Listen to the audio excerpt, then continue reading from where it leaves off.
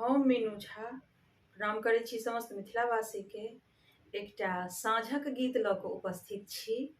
सब गोटे के मैथिली गीतमाला चैनल पर में हार्दिक स्वागत अछि। धन्यवाद। जय मिथिला, जय मैथिली। साँझे काले घर में दियरा ले सिलिया है, साँझे काले घर में दियरा ले सिलिया है, ले सिलिया है गोर लग लिया है,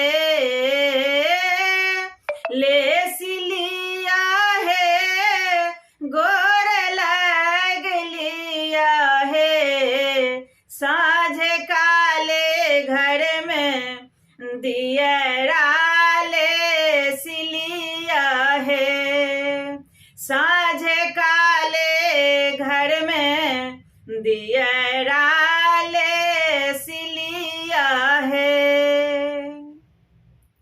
पहिल साँझ दियन घर के गोसाओं ने, पहिल साँझ दियन घर के गोसाओं ने, दोसर को बर में दे पुले सोहे,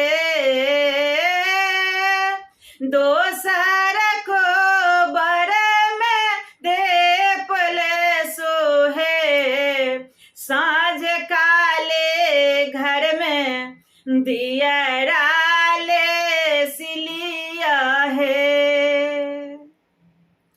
तेसर साँझ दियन माए दुर्गा के, तेसर साँझ दियन माए दुर्गा के, तखन बाबा जी है बार के दियन है, तखन बाबा जी है बार के दियन है, साँझ काले घर में दियरा ले सिलिया है, साँझ काले घर में दियरा ले सिलिया है।